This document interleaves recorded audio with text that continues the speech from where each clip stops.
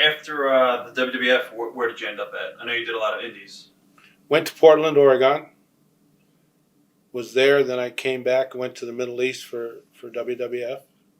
Came back from that, went to Texas. I'm going to ask you about Texas then. Fritz Von Erich. This is around, I believe, maybe 84. Yep. What was it like working for Fritz? Different. Well, why is that? It wasn't that it was hard. There was, you're working 3 or 4 days a week and, 2 or 3 days off. But as everybody knows, everything was centered around the boys. If you're a baby face, it was hard to get yourself over. Yeah.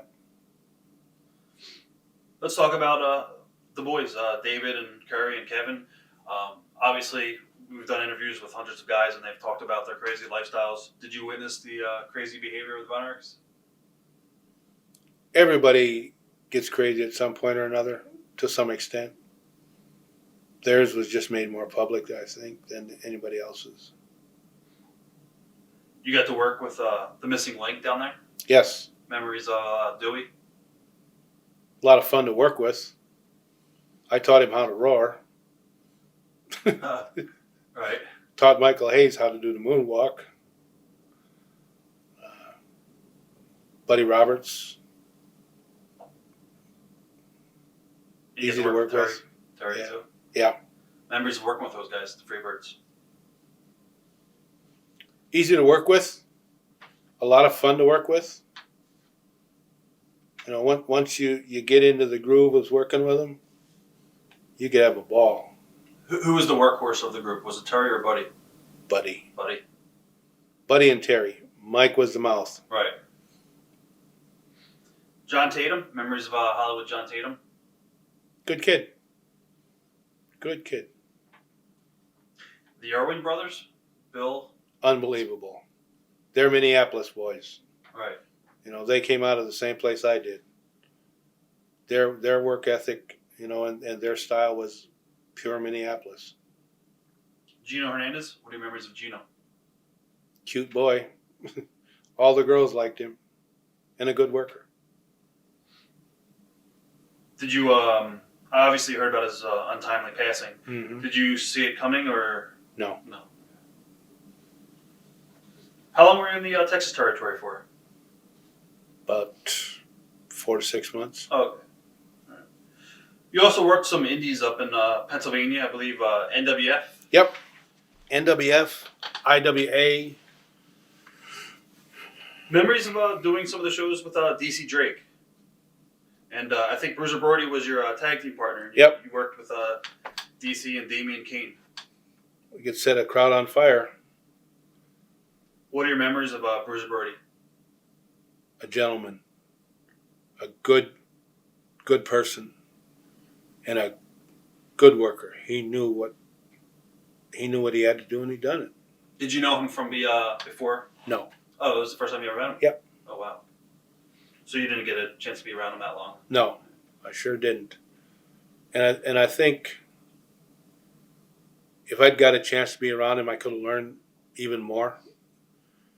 Everybody I worked with, I tried to learn something from them, and take little bits of advice and teaching and whatever I could to make myself better. It was just my way of making sure that the business was going to be there. A lot of people say that, you were always one of the boys, and Jay obviously became a road agent and stuff like that. Did you always see it like that? As far as, we hear different stories from guys that say that you and Jay might have had a little heat sometimes. Like Jay would say that you would go into the bar and drink, and he would pretty much try to be all business, and that you would ruin things for him. Do you think that's true, or?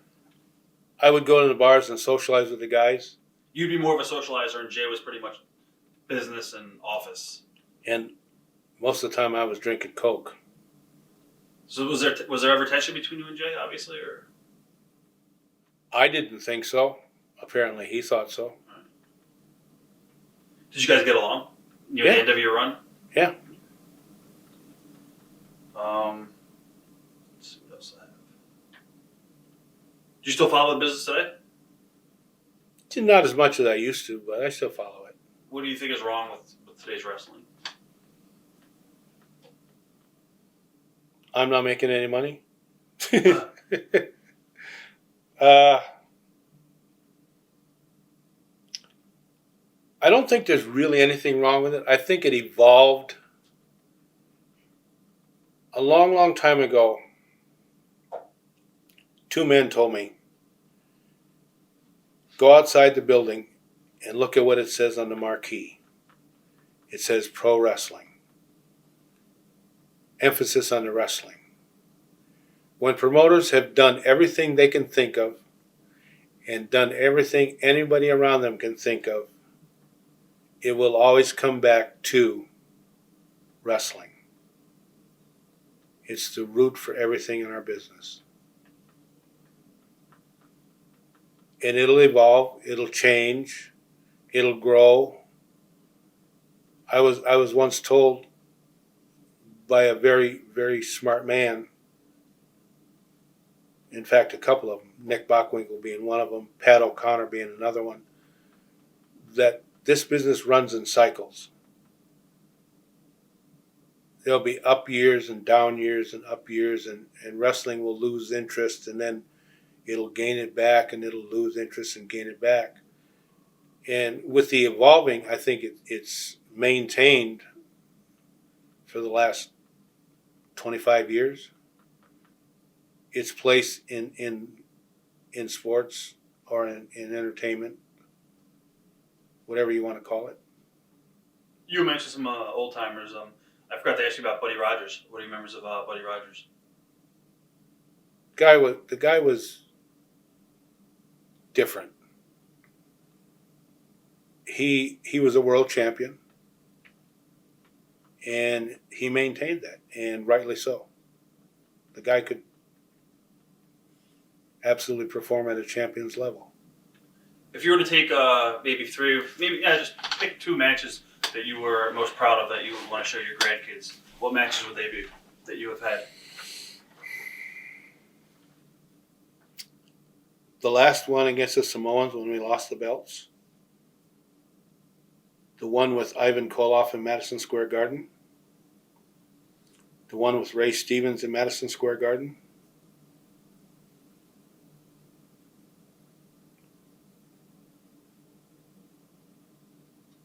And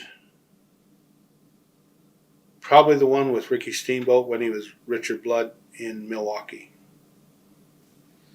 When you and Jay would tag up and work guys, who would pretty much call the match? Would it be you or Jay?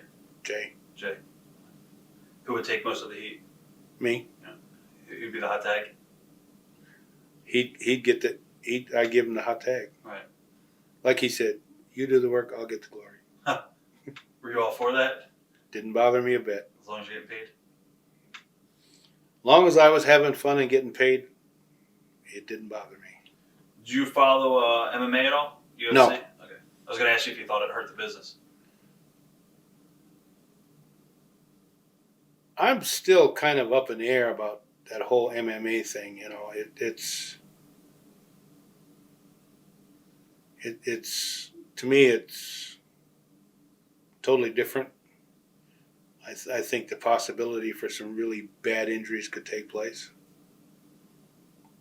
But I don't know. I don't follow it that close. You know, I'll watch it every once in a while just for something else to do. Right. Would you ever want to write a book? I've been told for the last 10 years that I need to sit down and write a book.